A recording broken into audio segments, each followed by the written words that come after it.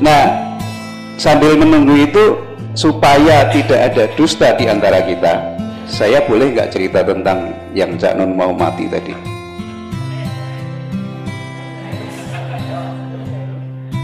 Boleh nggak? Oh boleh. Jadi gini ceritanya. Ini mesti harus ada Bambang, radiologi ada nggak ya Bambang? Nggak datang, mungkin di luar. Suatu pagi ketika saya sedang visit pasien, saya ditelepon sama Cak Nun, "Dot, kowe mrene." "Iya Cak, neng ndi saiki?"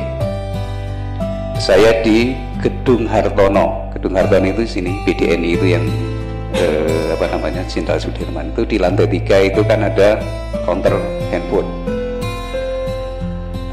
Aku di situ, ya. Kemudian aku ngeramuki pasien sih, habis itu saya ke situ.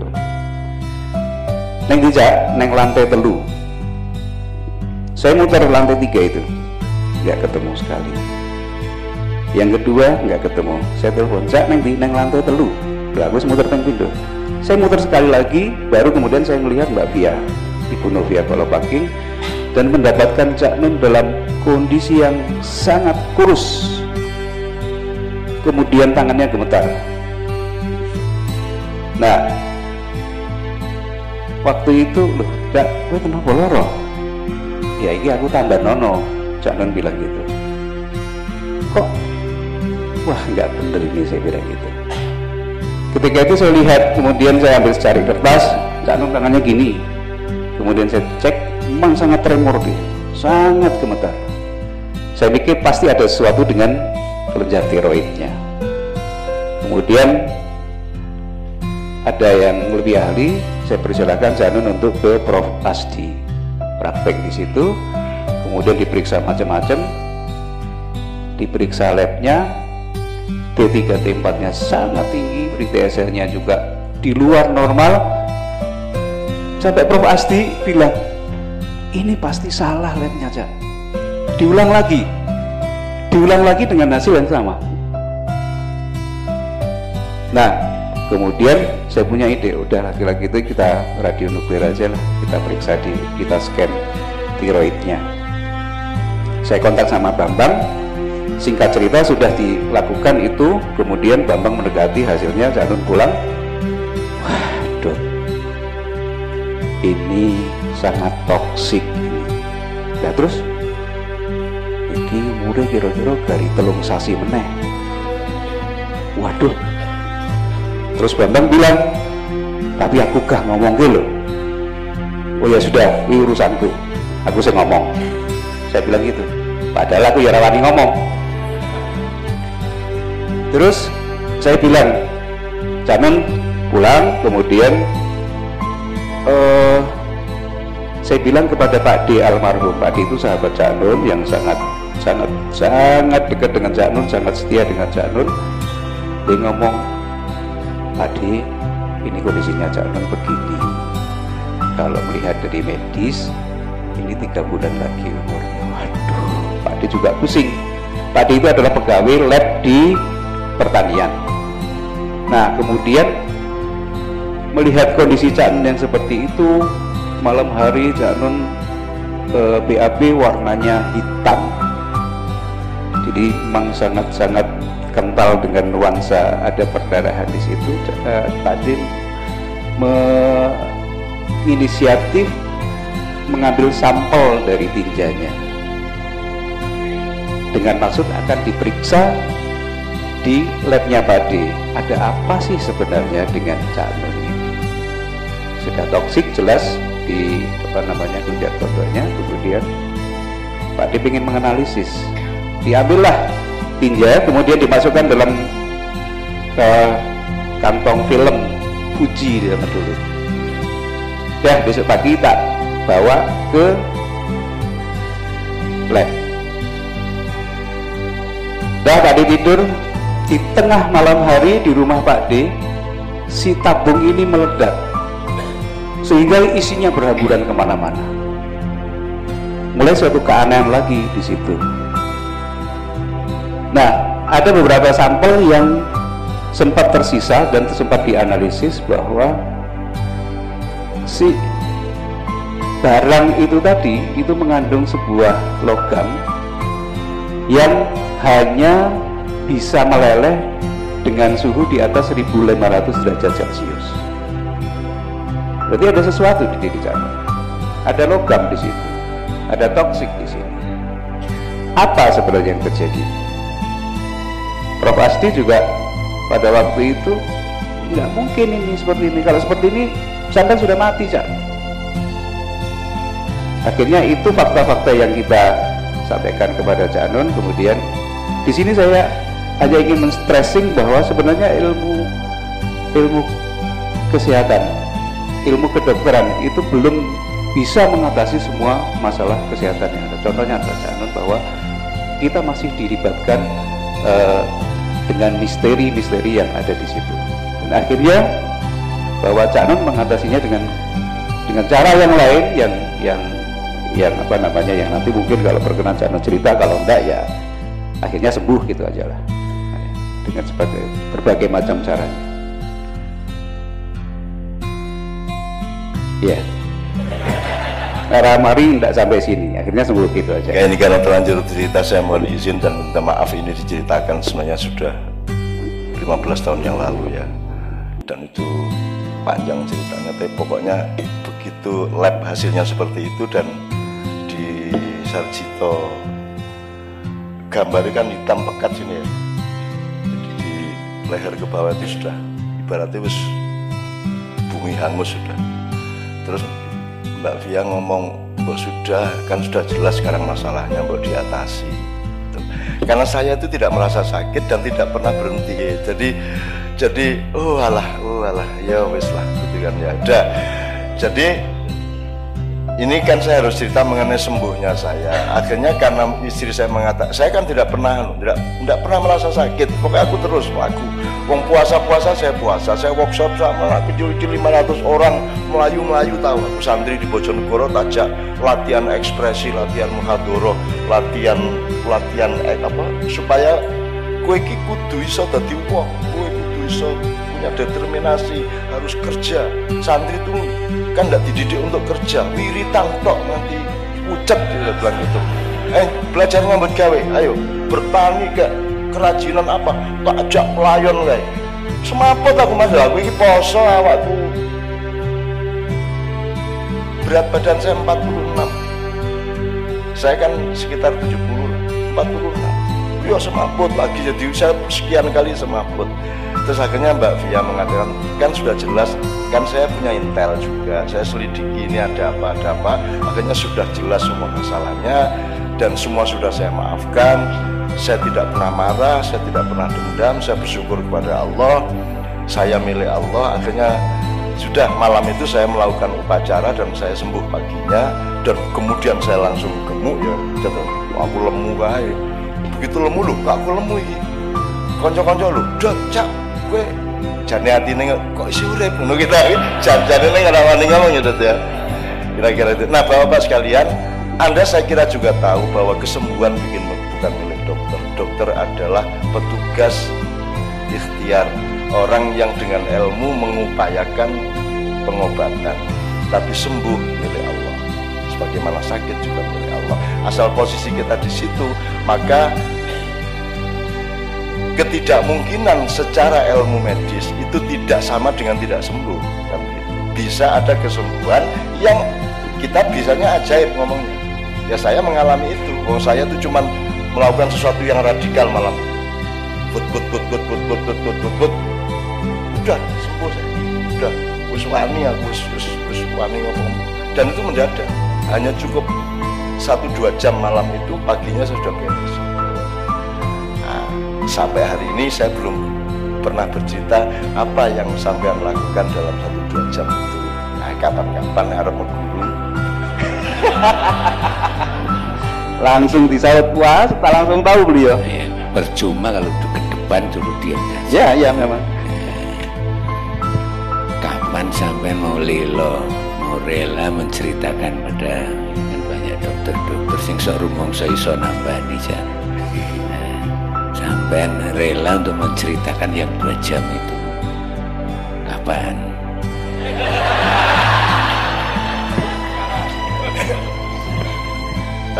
Saya kira ada potensi yang disebut sugesti. Ya kalau kita cari substansinya kan manusia itu khalifah. Khalifah itu berarti dia dimandati sekian persen dari takdirnya. Jadi manusia punya hak mentakdirkan dirinya sendiri sampai batas tertentu. Misalnya gitu, Tuhan bikin Anda rambut keriting dan Tuhan membebaskan, harap kok rebonding monggo, harap orang mana. Hak rebonding itu ada pada manusia, demikian juga terhadap sakit. Dan terserah Tuhan caranya menyembuhkan. Jadi kalau dalam Islam ada yang namanya zam-zam. Zam-zam itu suatu anomali yang menerobos ilmu. Jadi zam-zam itu sama Allah diperintahkan, zam-zam kamu sembuhkan orang yang meminummu sesuai dengan permintaannya. Nah, zam-zam itu tidak bisa menyembuhkan, dia cuma sarana dari kehendak Tuhan untuk menyembuhkan sesuai dengan permintaan. Jadi ibu-ibu Bapak sekalian, tolong jangan salah, saya ini tiap hari nyebul banyu itu 200-an lah. Jadi uang teko nggo banyu, ibune lara kanker, bojone ilang, anake minggat, wis wong kuwi pokoke nggo banyu tak sebul. Dan saya terus disuruh ndak nyebul. Terus bagaimana orang yang mengharap ke saya? Ya. Kemarin dari waktu hari raya dari Tegal datang. Oh, problemnya macam-macam. Ono sing wis rakyat kecil. Jadi aku iki pokoke penggaweanku kaya dukun kae. Jadi kalau antri di acara itu antri di acara itu bisa 1000 orang antri dan semua saya sayangi, semua saya senyumi. Sampai orang pertama sampai orang ke-1000 saya tidak akan berkurang energi saya untuk menyayangi mereka.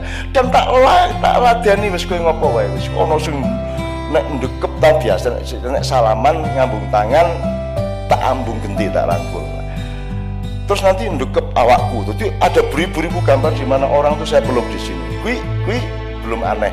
Nanti ada yang minta begitu teko nang aku, tanganku dicekel diusek-useki rambutnya. Nah, deh. Meneh.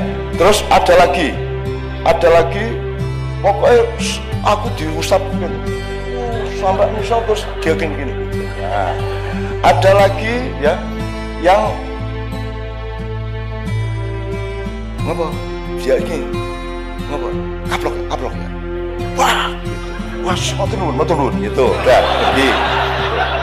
Coba ada yang jadi yang minta dikaplok itu ya sekitar 10% lah.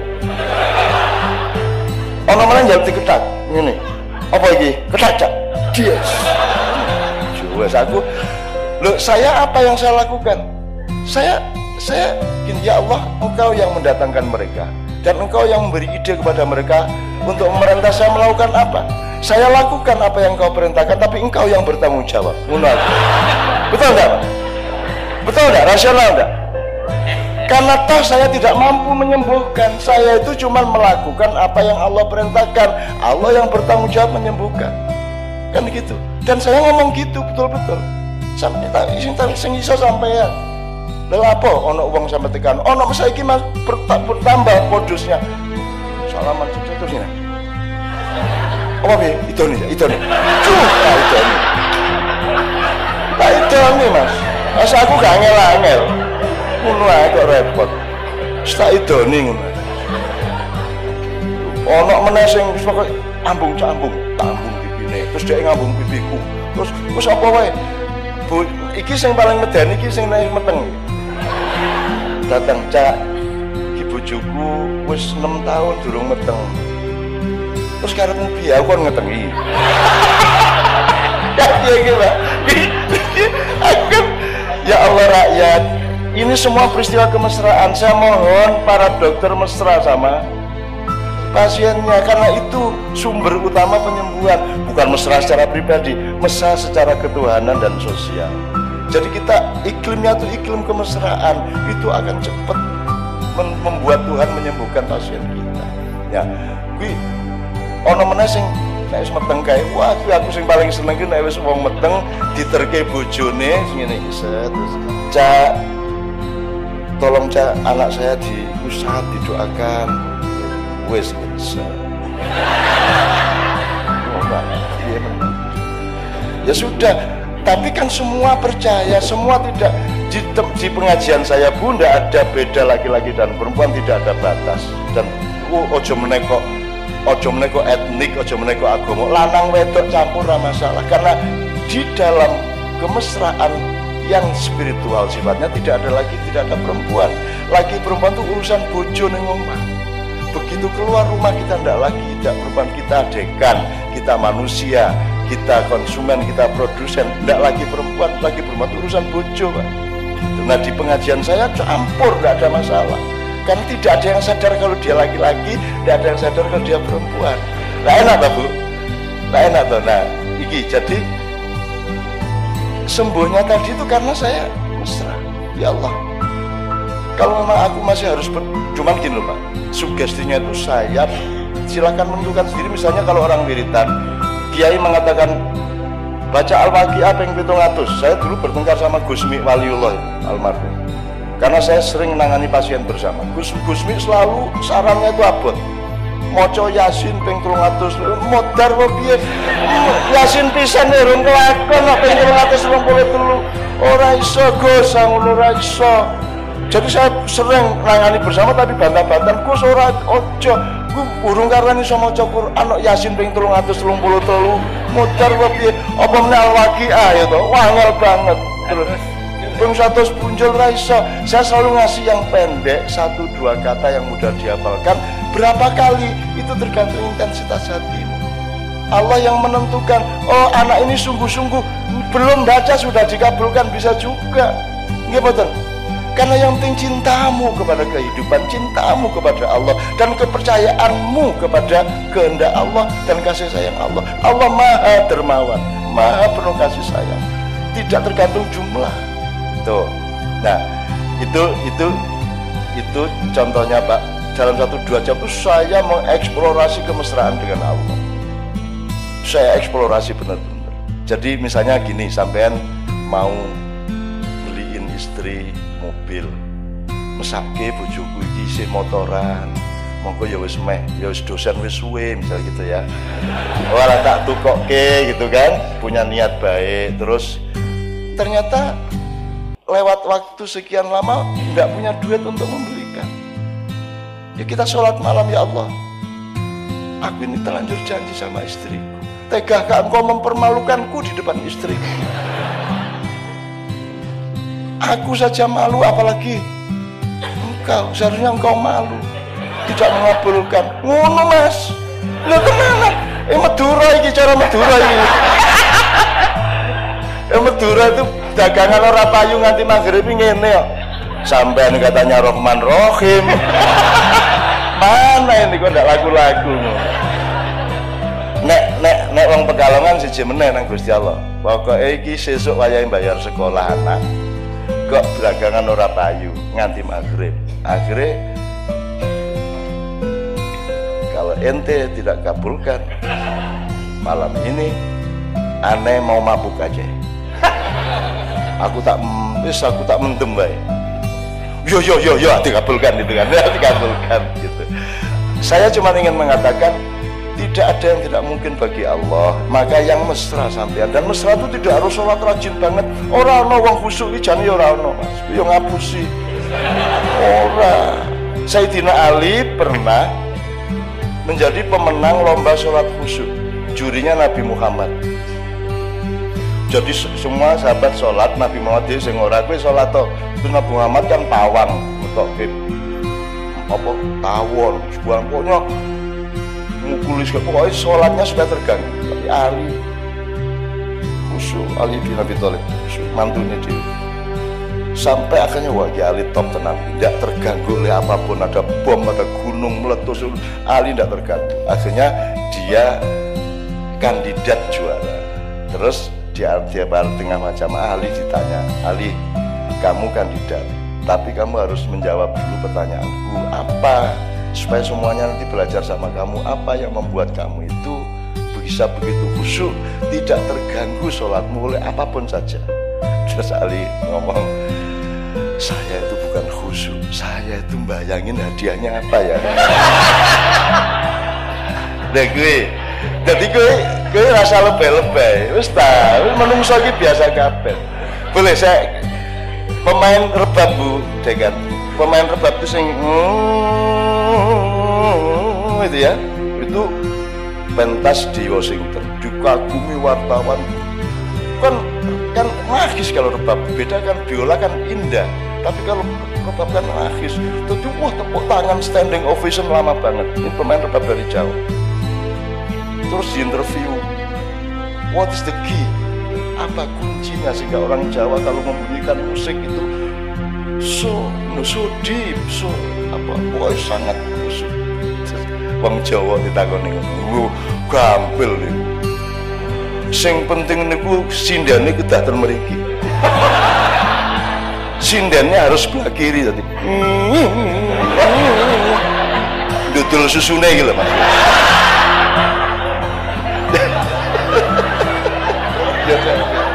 Waduh.